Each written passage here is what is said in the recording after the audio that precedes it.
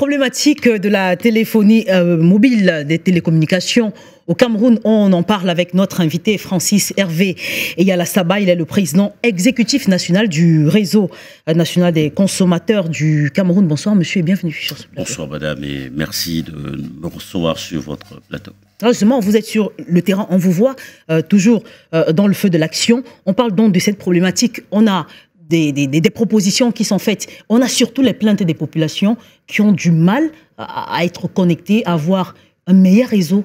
Quel est le véritable problème selon vous?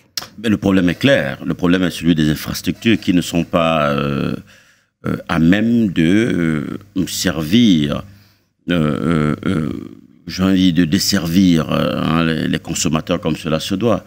Je voudrais poser une question et les téléspectateurs me diront. Quand il y a une entreprise qui est arrivée, qui s'appelait Nextel, qui, en 2 ans, a déployé le réseau sur les 10 régions à pratiquement 99%.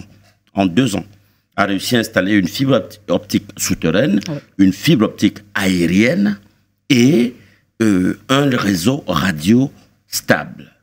Et vous avez vu que très rapidement, en l'espace de quelques années, il est devenu leader. Malheureusement, on a perdu cet opérateur. Nous ne savons toujours pas pourquoi, parce qu'on aimerait quand même connaître ce qu'il se passe. Pourquoi est-ce que cet opérateur n'est plus disponible? Mais écoutez, vous avez des entreprises de téléphonie mobile qui ont 25 ans. 25. Qui n'ont jamais couvert 90% du territoire national. Je dis 25. Je parle sous leur contrôle. Oui. 90% du territoire national. Vous avez des entreprises de téléphonie qui ont 60 ans. Je parle de Camtel, qui n'arrive pas à couvrir 60% du territoire national. Mais attendez, vous voulez que je vous parle de quoi? Il s'agit des infrastructures.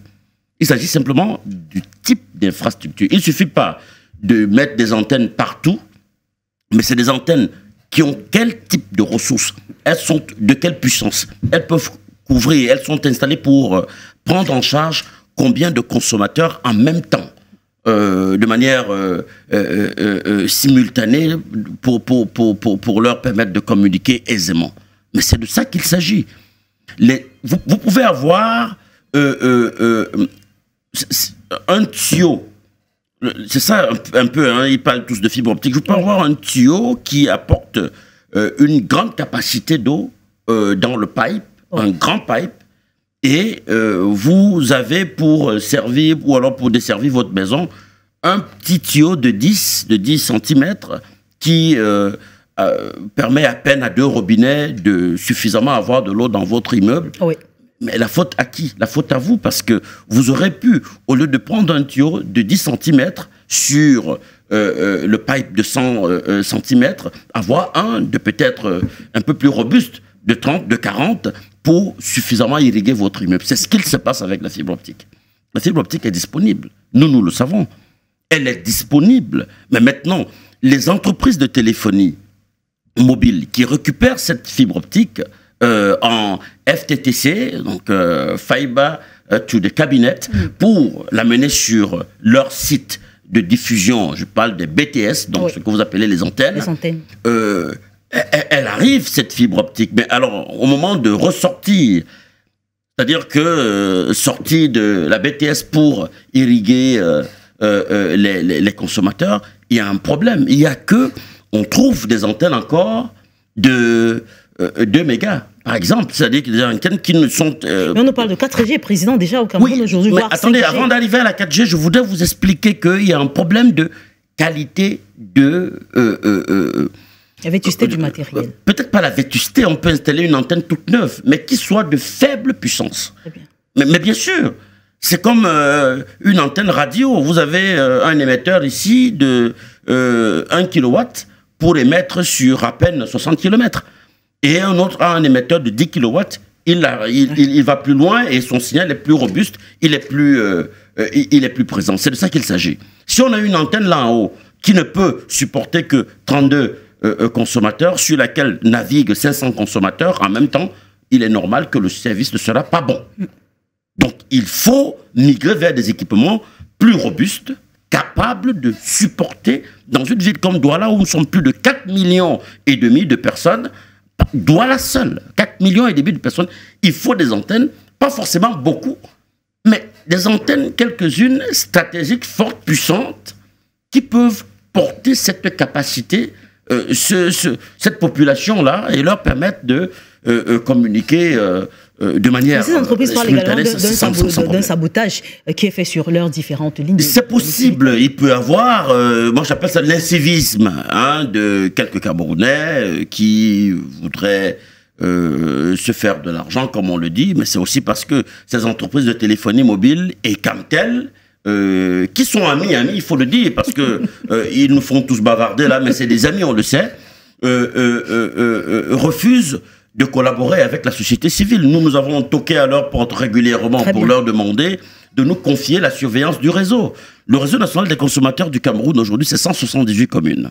Nous sommes présents un peu partout. Nous avons 45 000 âmes qui, tous les jours, remontent un certain nombre d'informations en rapport avec les réalités sur le territoire.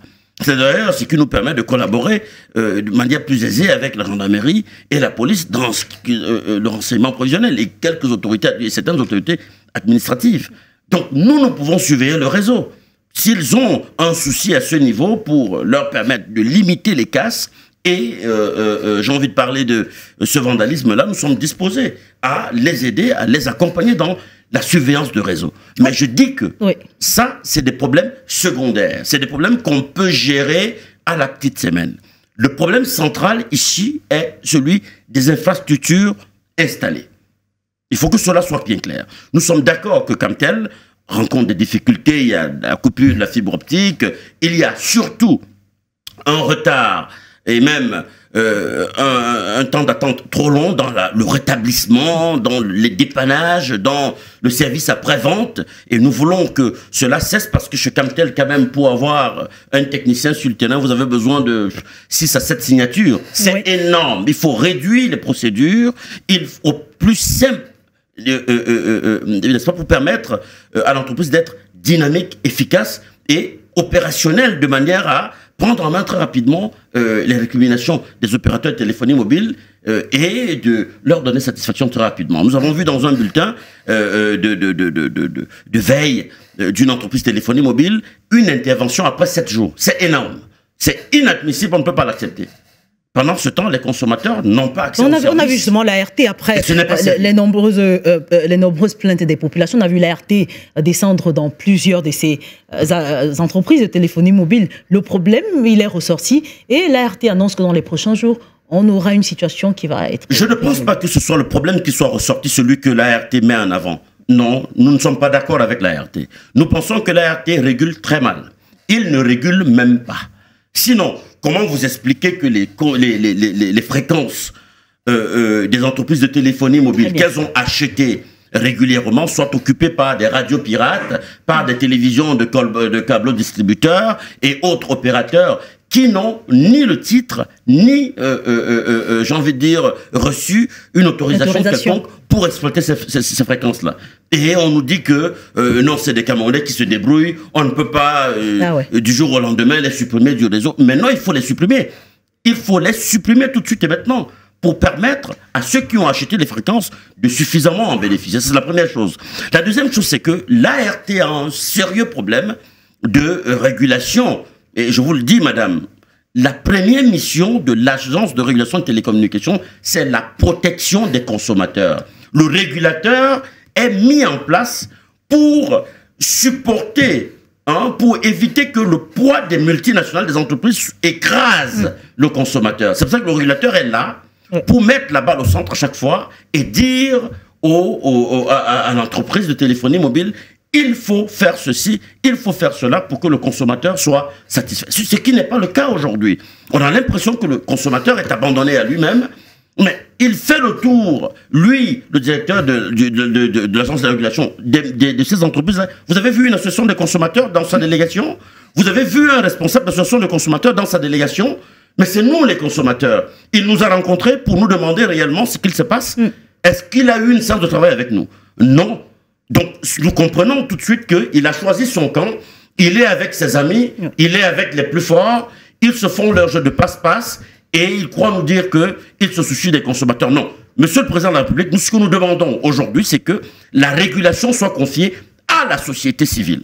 Parce que c'est la société civile qui est, j'ai envie de dire, n'est-ce pas, ce connecteur-là entre le gouvernement et les populations. Et nous, en tant que membres de la société civile active et agissante, on est disposés et nous proposons cela, que la régulation, que ce soit de l'électricité, de l'eau, des télécommunications et des autres secteurs, soit remise à la société civile. On ne peut pas avoir une société civile qui n'occupe, qui ne joue pas pleinement son rôle dans, n'est-ce pas, l'action du gouvernement, et qui est là toujours à dénoncer et à s'arrêter à ces dénonciations et à autres préoccupations. Nous, si nous voulons être dans le jeu, parce que nous pensons pouvoir être à même de conduire un certain nombre de missions, du moment où nous réclamons sans être dans le jeu. Oui. Mais attendez, il faut donc que la neutralité du jeu soit. C'est-à-dire que l'agence de régulation doit être gérée par quelqu'un qui est neutre, qui n'est ni dans le gouvernement, qui n'est ni dans les entreprises téléphoniques mobiles. Et nous pensons que ça sera plus assaini, ça sera plus équitable, et cela permettra justement d'arriver à des solutions bien meilleures. Merci beaucoup. Malheureusement, le temps nous tient à la gorge. On aurait aimé prolonger avec... On espère qu'on vous aura dans un format plus étendu. Merci à vous, Francis Hervé et Yala Saba, d'avoir accepté notre invitation. C'est nous qui vous remercions, madame. Alors, je rappelle que vous êtes le président exécutif national du Réseau national des consommateurs du Cameroun.